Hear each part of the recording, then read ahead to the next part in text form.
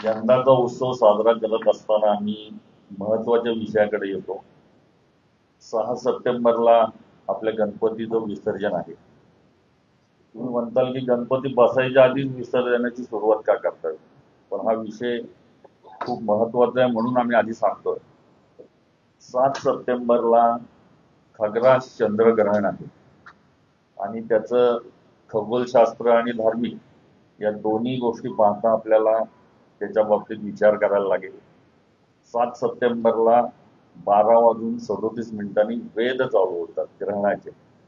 आणि वेद काळामध्ये आपल्या घरातले देव असू किंवा मंदिरातले देव असू, सार्वजनिक गणपती असतील किंवा इतर कुठलाही देव असू, देवता असू, यांच्या मूर्ती ग्रहण काळ संपेपर्यंत झाकण्याची प्रथा आहे.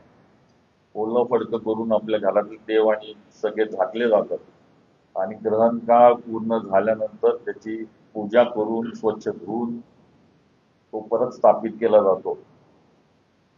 तर आपली गेली अनेक वर्ष आपण बघतोय विसर्जन मिरवणूक ही 26 तास 27 तास अशी चालत असते. खूप मोठ्या प्रमाणात त्याच्यामध्ये वेळ जातो. यंदाच्या वर्षी 12 वाजायच्या आत 7 तारखेला विसर्जन मिरवणूक संपवावी म्हणून आम्हाला काही महत्वाचे निर्णय या ठिकाणी घ्यायला लागत आहेत. 12 वाजायच्या आत अशासाठी त्याचं कारण आधीच सांगितलं. 12:37ला वेध चालू होत आहेत. प्रत्येक गणपती मंडळाचा गणपती हा आपापल्या मंदिरात ज्या ठिकाणी आपण ठेवतो त्या ठिकाणी ठेवण्याची व्यवस्था प्रत्येक मंडळाच्या अध्यक्षांनी, पदाधिकाऱ्यांनी व कार्यकर्त्यांनी करावी अशी सर्वांचीच भावना आहे आणि त्याच्या मागे धार्मिक कारण सुद्धा आहे. तर याच कारणासाठी आणि सर्व मंडळांना लवकर विसर्जन करण्याची मदत व्हावी म्हणून आम्ही यावर्षी, आपल्याकडे प्रेस नोट आता पोहोचले असेल कदाचित, आम्ही यावेळेला असा निर्णय घेतोय. दरवर्षी आम्ही संध्याकाळी 7 वाजता आरती करून निघायच्या तयारीत असतो.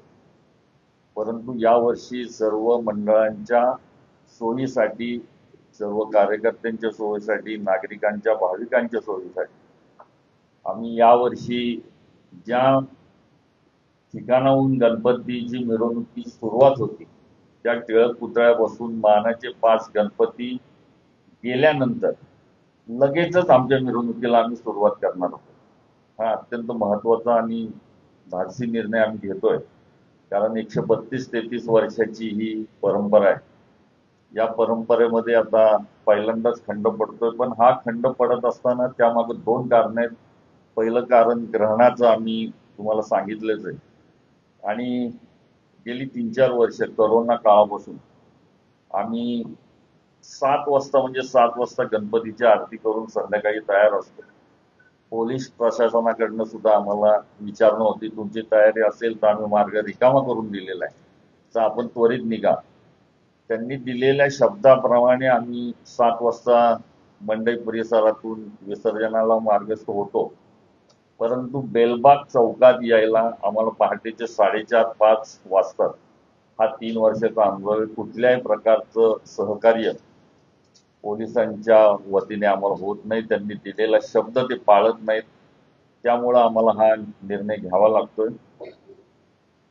ह्या 2 गोष्टी महत्वाच्या आहेत, या कारणासाठी घेतोय. आणि दुसरं म्हणजे आमच्या सर्वच मंडळांना विनंती राहील की त्यांनी आपले ढोल पथकं असतील त्याची संख्या कमी करावी, फक्त विसर्जन वेळेत होण्यासाठी.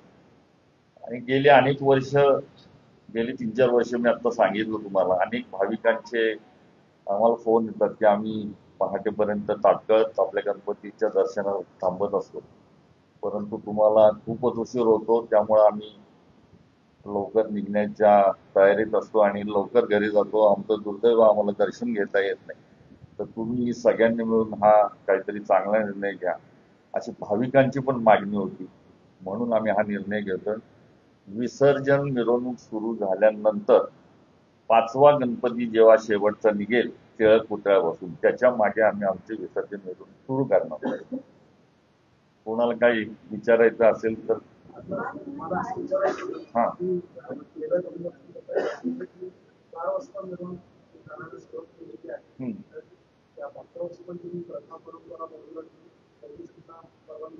हम्म. नाही नाही, आमचं दगडूशेठच्या बद्दल आमचं काहीच म्हणणं नाही. त्यांचं 4चं वेळ आहे, त्यांनी 4वर निघावं. आम्हाला 2:30 वाजता मार्ग मिळाला, त्यांनी 2:30 वाजता निघून जाऊ. कदाचित दगडूशेठच्या आधी पण जाऊ. दगडूशेठ आमच्या मागे येईल किंवा ते किती वेळ लागतो त्याच्यावर अवलंबून आहे, परंतु आम्ही मानाच्या गणपतीच्या मागे जाणार. मी आपल्या प्रेस नोट मध्ये स्पष्ट लिहिलंय, या वर्षीपासून आम्ही ही सुरुवात केलेली आहे आणि ही कायम स्वरूपी राहील. म्हणजे ग्रहणामुळे या वर्षी करतो आणि पुढच्या वर्षी परत आहे तसं, असं काहीही नाही. या वर्षीपासून आम्ही दरवर्षी मानाच्या गणपतीच्या मागे विसर्जनाला सहभागी होणार आहोत. प्रमुख मंडळ जे आहे किंवा मानाची मंडळ जे आहे त्याच्या मंडळांकडून बाकीचे जे व्यक्ती आहे ते मोठ्या प्रमाणात वापरले जातात आणि त्याच्यामुळे व्याज पडतो आणि विलंब होतो. त्याच्यावरती आपण नियंत्रण काय करतो? नियंत्रण आहे, आम्ही प्रत्येकाला विनंती करतो. नियंत्रण आम्ही सर्वच गणपती मंडळ आम्ही एकत्र असतो. पुणे शहरातले प्रत्येकाची एकी, आमचं ब्रीदवाक्यच एकी हेच बळ म्हणून. तर आम्ही कुणाला दोष देणार नाही, फक्त आम्ही त्यांना विनंती करणार आहोत की आपले ढोल पथकाची संख्या किंवा आपला जो ताफा असतो मोठा त्याची संख्या कमीत कमी ठेवावी, जेणेकरून विसर्जन मिरवणूक लवकर संपवता येईल आणि नागरिकांना आणि मंडळाच्या लोकांना सुद्धा कुणालाही कुठल्या प्रकारचा त्रास न होता विसर्जन मिरवणूक पार पडेल.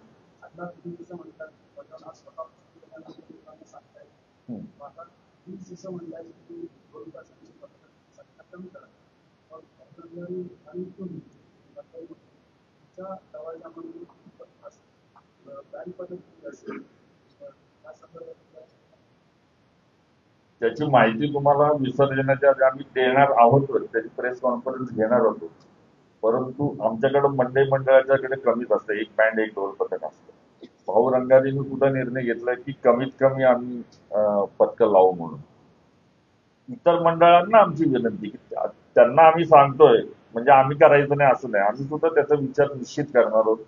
त्याचा फायदा सर्व भाविकांना, नागरिकांना व्हायला पाहिजे. त्यांच्या दृष्टीने गणपतीचं दर्शन घेणं खूप गरजेचं आहे आणि त्या दर्शनासाठी लाखो लोक रस्त्यावरती असतात.